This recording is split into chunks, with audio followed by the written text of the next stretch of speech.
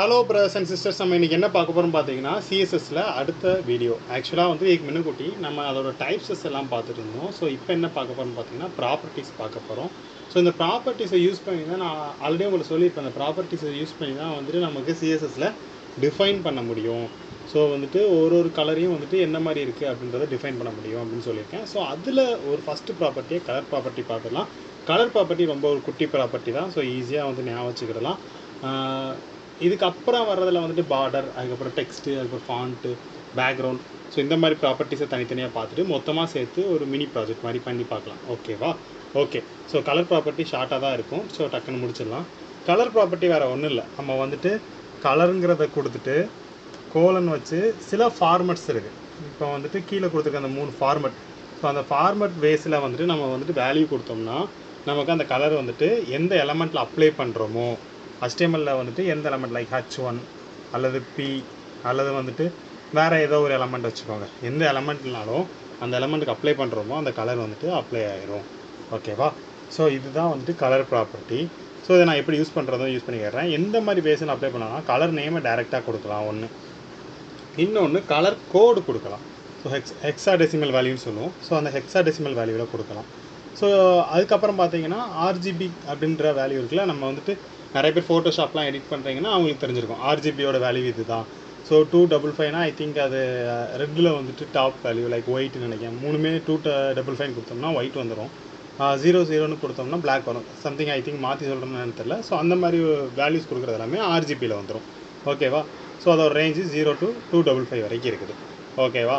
அது போக எக்ஸ்ட்ராவாக வந்துட்டு CSS3யில் வந்து இன்னொரு ஃபீச்சர் ஆட் பண்ணிக்காங்க. என்னென்னா RGBAன்னு சொல்லுவாங்க. RGBயோட ஆல்ஃபான்னு லாஸ்ட் வேல்யூ இருக்கும். ஸோ இது என்ன பண்ணால் ஒப்பாசிட்டியை கண்ட்ரோல் பண்ணும். ஸோ அந்த கலரோட ஒப்பாசிட்டி எப்படி இருக்கணும், இந்த ரேஞ்சில் தான் எனக்கு இருக்கணும், இவ்வளோ டெப்த்து தான் இருக்கணும் அப்படின்றத வந்து டிஃபைன் பண்ணக்கூடியது இந்த ஆல்ஃபா. ஓகேவா? அதோட வேல்யூ பார்த்தீங்கன்னா 0.0ல் இருந்துட்டு நமக்கு 0.1 2 அப்படின்னு வந்துட்டு இந்த மாதிரி கண்டினியூ ஆகிட்டு நமக்கு வந்துட்டு 1 வரைக்கும் இருக்கும். ஓகேவா? ஸோ இது வரைக்கும் நம்ம வந்துட்டு அந்த ஒப்பாசிட்டியோட வேல்யூவை டிஃபைன் பண்ணிக்கலாம். வாங்க நம்ம வந்துட்டு இதில் லைவில் அப்ளை பண்ணி பார்க்கலாம். ஓகேவா? ஸோ இந்த இதிலே நம்ம அப்ளை பண்ணி பார்ப்போம். எக்ஸ்டர்னல் CSSல் ஆல்ரெடி கலர் தான் ரெட்டுன்னு கொடுத்துருக்கேன். ஸோ ஆல்ரெடி உங்களுக்கு அந்த ப்ராப்பர்ட்டி நான் ப்ரீவியஸ் வீடியோவில் பண்ணி காட்டியிருப்பேன். ஓகேவா? ஸோ அதே இதில் வந்துட்டு இப்போ மற்ற 2 டைப்ஸையும் நம்ம வந்துட்டு பண்ணி பார்த்துடலாம். ஓகே. இப்போ வந்துட்டு வெல்கம் டு CSS டியூட்டோரியல்ங்கிறது ரெட் கலரில் வந்துருச்சு.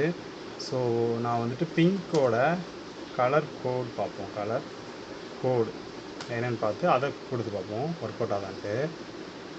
இந்த இதை அப்படியே எடுத்து காப்பி பண்ணி ரெட்டு கொடுத்துருக்க இடத்துல கொடுத்து சேவ் பண்ணிட்டேன். ஓகேவா? ஸோ இங்கே வந்துட்டு ரிஃப்ரெஷ் பண்ணி பார்ப்போம். பிங்க் கலர் வந்துருச்சு. உங்களுக்கு தெரியுதா? ஆனால் ஜூம் பண்ணி காட்டுறேன்.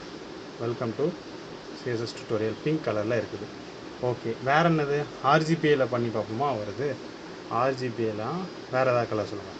ஆரஞ்சு RGB கலர் கோடு கொடுக்குமா? ஆரஞ்சில் கலர் கோடு RGB.